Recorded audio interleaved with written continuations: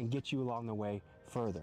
All right, guys, and now back to the firefight. Early morning with the chief. Chief, what time are you getting up? I saw you come in at an outrageous hour this morning. I get up at 3 o'clock every day. I believe in holistic care, holistic health, sauna, as far as our chemical decon unit. Just so the people back home know, how old are you? 59 years of age. And I've been doing this for 35 years with the Akron Fire Department. I served 4 years in the military, and I worked for the city 2 years prior. So in uniform or working for the city, 41 years of my life of sacrifice. What motivated this? Wanting to help.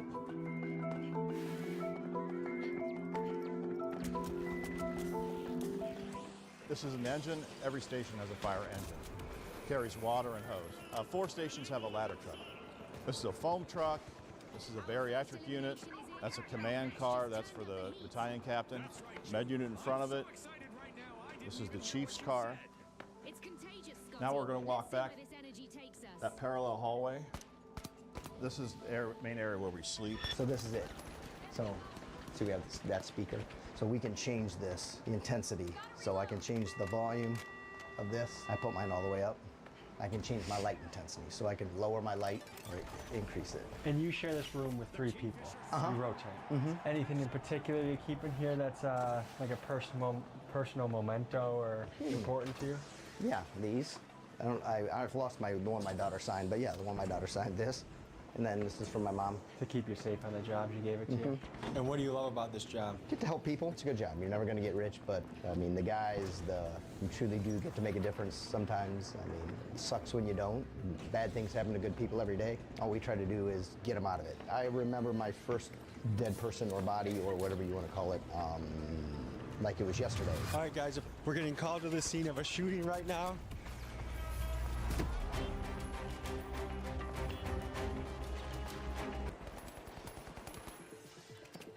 It's not a hobby. It's your empire. Usually pretty good about pulling over for you guys? No. Is that a frustrating part of the job? Very. What the is about to happen?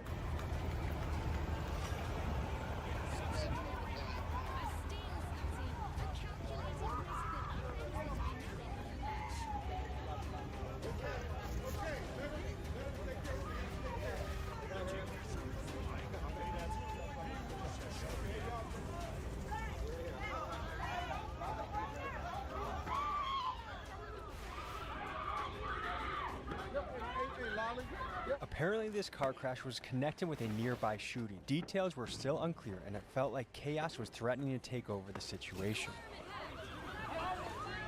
What kind of stuff do you see on the job? I mean, you name it. We've had shootings, we've had stabbings, car accidents, people trapped. I feel like I've seen it all.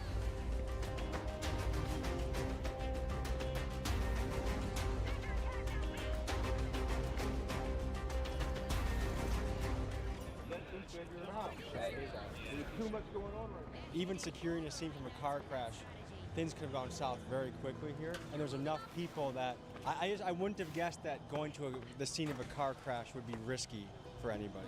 We're in an area where things go 0 to 100 really quick. In a situation like this, with a bunch of moving parts, we got cruisers flying at a high rate of speed. We got EMS trying to work on people. We can't have people running up and distracting us from possibly life-saving measures. It almost got a little, there's an altercation that happened. It got chaotic, and you guys put a squash to it quickly, but that could have brought the whole thing sideways, huh? Oh, yeah, absolutely. He just ran onto the scene and kind of got himself arrested. Like, if he just acted calm, nothing would have happened to him. Yeah, absolutely. Let's say post-George Floyd era, did you guys get any weird responses when you show up on calls? Yeah, so there was definitely a very weird time. It was much different than post 9/11 when, you know, we were rock stars for about a year. I could understand the anger that people had. I can understand the frustrations people had, but it was a really weird situation of having it directed towards us as well. I know in that period, police had a lot of trouble recruiting. Was it similar for you guys in that era? Our numbers have decreased a lot. 30 years ago, we took the test. There were 3,000 applicants that sat for the test. 1,500 people passed the test. Our last test we gave might have hit 1,000, but I don't think it did.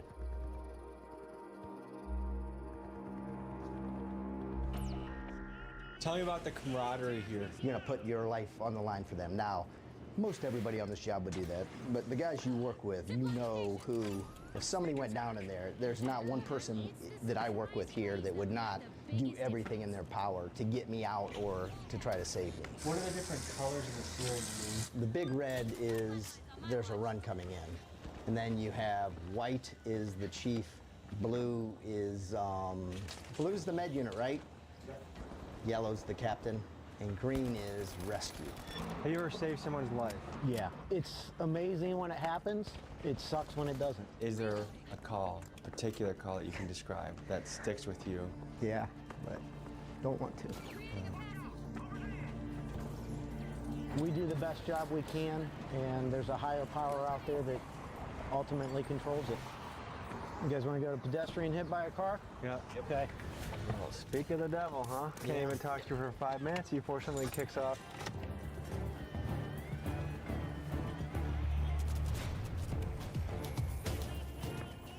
You know what the story is so far? He was sitting up out of the street when the companies got here. So they're just going to stay here blocking. It looks like minor injuries. He was walking across the street and a vehicle didn't see him and struck him. I didn't run though? No, vehicle's right over there. Okay. So minor injuries, just bumps, bruises, but it'll be all right. One thing that impressed me that I've seen so far is very quick response times. I mean, people are getting service within 3 to 5 minutes of a call. Yeah, that is definitely the goal. Engine 2, Engine 4, Ladder 7, Battalion 2, Battalion 4, Med 3, 110, North College Street, residential fire.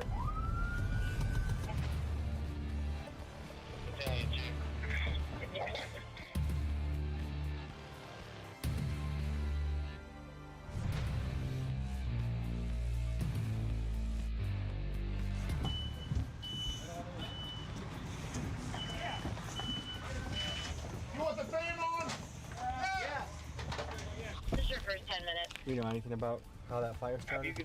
Looking like food on the stove.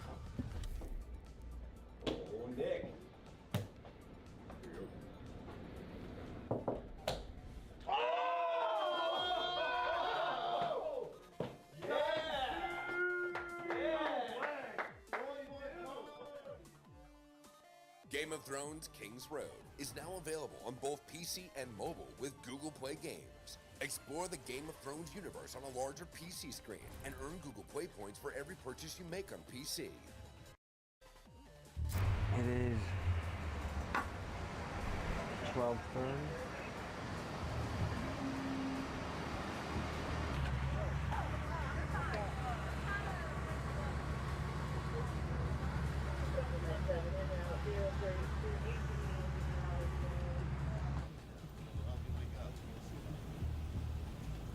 Wake up for me. Swing your feet up so you don't fall back to sleep.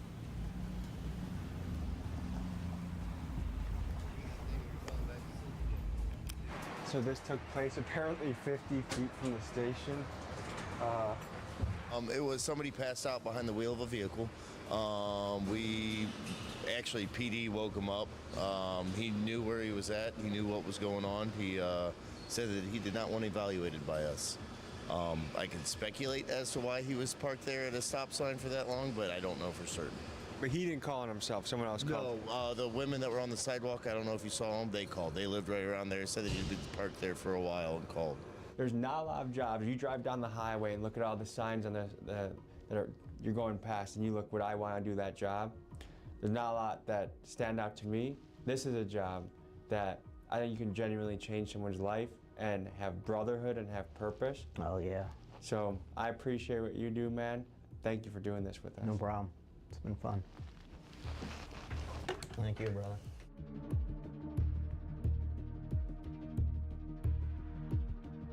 If you remember the app from earlier, made a little bit of money on it, went to the store, got the boys some drinks. If you want to try it out for yourself, links in the description. Guys, Keegan started earning. You can too. And the creators of this app want to remind you that if you make in-app purchases and play multiple games at once, it helps you level up faster, make money faster. If you want to try this for yourself, hit the link in my description. Get playing, get earning.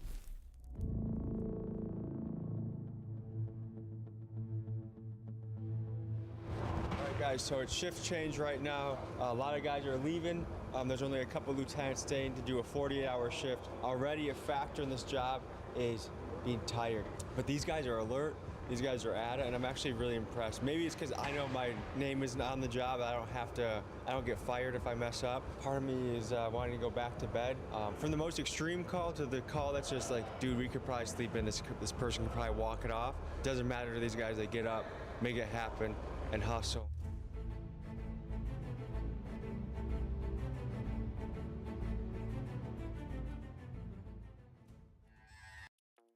At California Virtual Academy, we prepare students like yours for the future.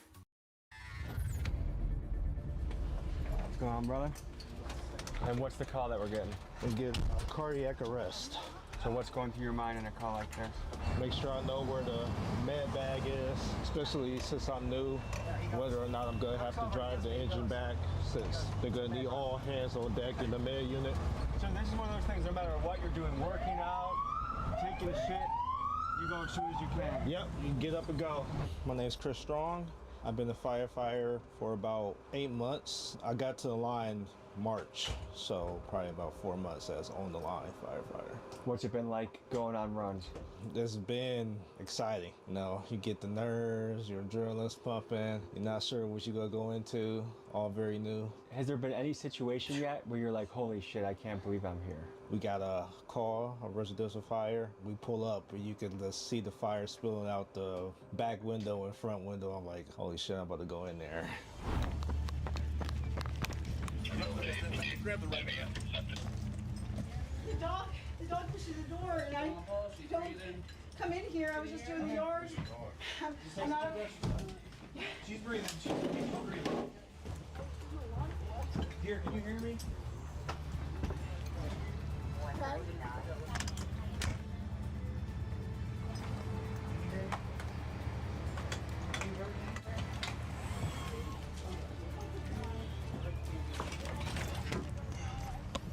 All right, dear, we're gonna move you over onto this reeds, okay? Take you outside, take you to the hospital. Good. You got all the words, you got bags. Just take your time, nice and slow. Tell the people your name and how long you've been a firefighter for. All right, so my name's Ben Yankley. I've been on Akron for just shy of 3 years now. First 30 seconds when you're getting a big call, what's going through your head?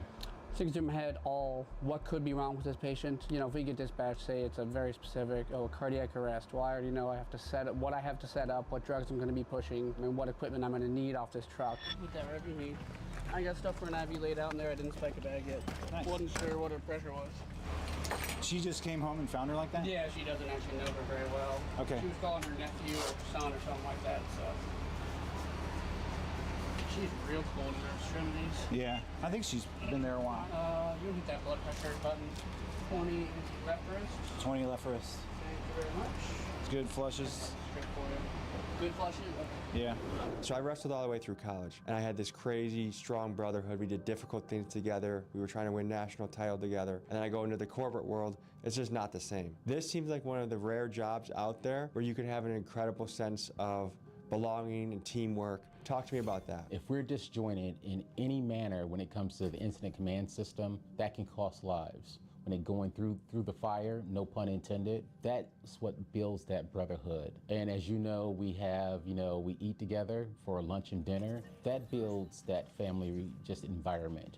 Once you start building those foundations, guess what else? We may have something in common off the job. Teamwork is a very important aspect of the job. You may see the fire hose getting inside the building, but it takes a team to have it go all the way up to the second floor. People breaking down doors, putting up ladders. You know, you can't just do it by yourself. We work in pairs on the med unit. You know, you have to rely on your partner for a lot, for dosages, for helping. You know, you get some of these meds we don't push very often, especially with pediatrics. The dosages are very specific, sometimes just for manpower to move people. And so we all have to coordinate as a team to get one effort in order to have the best outcome with the patient.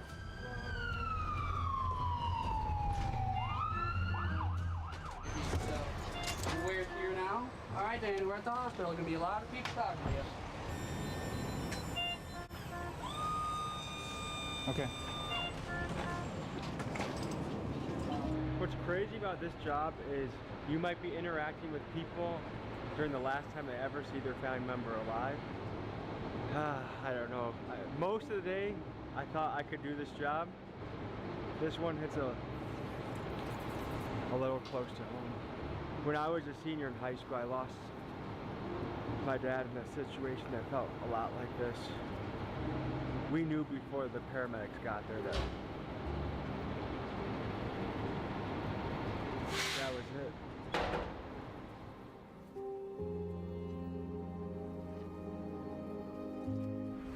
District Chief Scott Duber. As of yesterday, I've been with the Akron Fire Department for 30 years. Congratulations, how does it feel? Oh, great, great.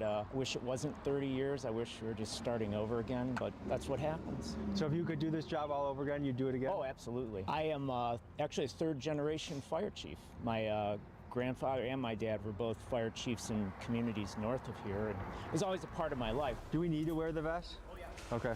So the standard procedure during a shooting, everyone vests up? Yeah. And the reason for that is? Well, it's our protocol. Sharp object, knives, shooting, we have to protect ourselves. Do you know how far out we are? We're right here. Does that ever surprise you getting a call for a shooting on Saturday morning at 10 a.m.? No. Not usually Saturday is a pretty active day. At 10 a.m.? Yeah. What do we have? Just one shooting victim in the arm. They're already in there? Yeah, they're in there. Victim's already loaded in the EMS unit. Hey, like you said, you're not in trouble if it went off, okay? I never had a gun to my Okay. Can you move your fingers? No. You can't tell if he's got a broken forearm. He can't move his fingers either. Okay. All right, so gunshot victim taken to the hospital. There's a few different stories going on. The police are kind of figuring out what's a lie and what's real, but the best estimates are that he shot himself and doesn't want to admit it, either because it's embarrassing or maybe because he's a felon and you're not supposed to be with a gun if you're a felon. Between his story, his girlfriend's story, they can't even get basic details correct. Do we know what the status of the gentleman that got shot is? No, it sounds like an arm injury, so it's superficial. We don't know if it hit anything else, if it went through the arm. He'll get transported to the hospital and they'll provide care for that. So what do we have going on for lunch, Danny? Philly cheesesteaks, waffle fries, cheese dipping sauce, cantaloupe, and blueberry.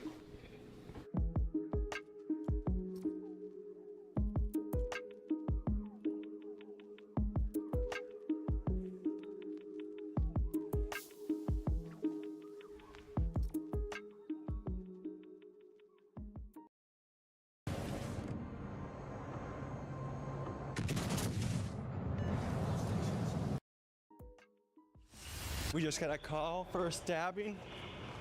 A stabbing? What are we living in England or something? Oh, we get stabbings all the time. Do we know what the person was stabbed with? No, we won't know until we get there. When you get a high intensity call, what's going through your head in those first 30 seconds? The biggest thing is everybody's safety. What's going on? Is it safe for us to even get up close to this? Or do we need to wait? Do we need to regroup? And then the next thing is plan of action. What things do we need to get it done? Into all their companies, you can approach APDs on scene, suspects in custody.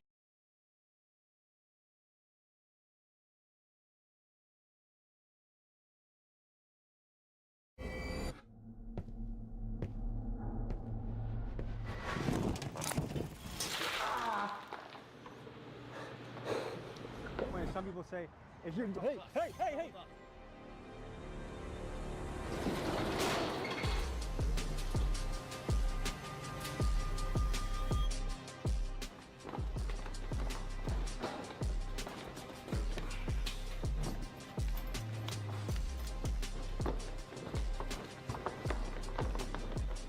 What do you want to know about this answer? I want to know the truth. Tell me about what you feel emotionally during an interrogation. Anger. You're looking at humans as an information source, and if you really think about it, that's all a human being is. The more you fight, the harder you breathe. And the harder you breathe, the more your body demands oxygen.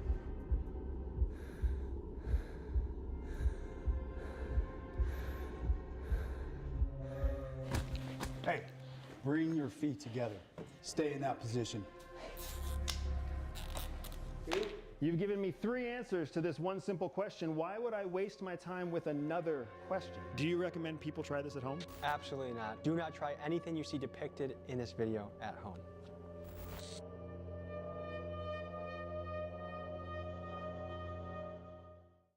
Have you ever wondered what it's like to be interrogated at a CIA black site? Well, I certainly have, and to find out what it's really like, I volunteered to experience it for myself. For my interrogators, I recruited former CIA agent Andrew Bustamante and ex-Blackwater mercenary Trevor Fortner to take me through the most commonly used enhanced interrogation techniques. I then rented a scary-looking kidnapping van and warehouse in Milwaukee, and I invited my friend, podcaster Julian Dory, to share in the suffering alongside me. Enhanced interrogation techniques, or EITs, have been some of the most controversial methods the United States has used in the war on terror. These tactics were designed after 9/11 by 2 psychologists, James Mitchell and Bruce Jessen, under the premise that techniques which avoid permanent physical harm are not considered torture. EITs were used by the CIA from 2002 until President Obama banned them with an executive order in 2009 due to the growing consensus that these methods violate human rights, international law, and do not actually produce reliable intelligence, and allegedly they are no longer in use today. So folks, join me now in a CIA black site simulation. Disclaimer, do not try this at home. These scenes are simulations performed by trained professionals with years of experience and a nurse on site. All participants in this video are friends in real life and consenting adults. Quick announcement, boys. It's time to go guns blazing into the summer, so we launched a shirt to represent that. Available in moss green and brown, it's time to gear up and be a certified big dog. These shirts and others available at TommyGMcGee.com.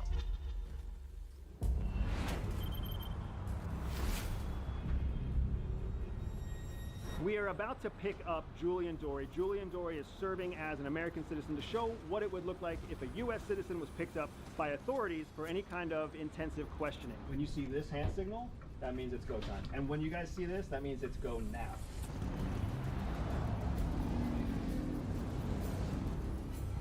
What's up, everybody? This is Julian Dory. I'm coming to you live. We are covering the Kia Boy story. Now, Julian Dory?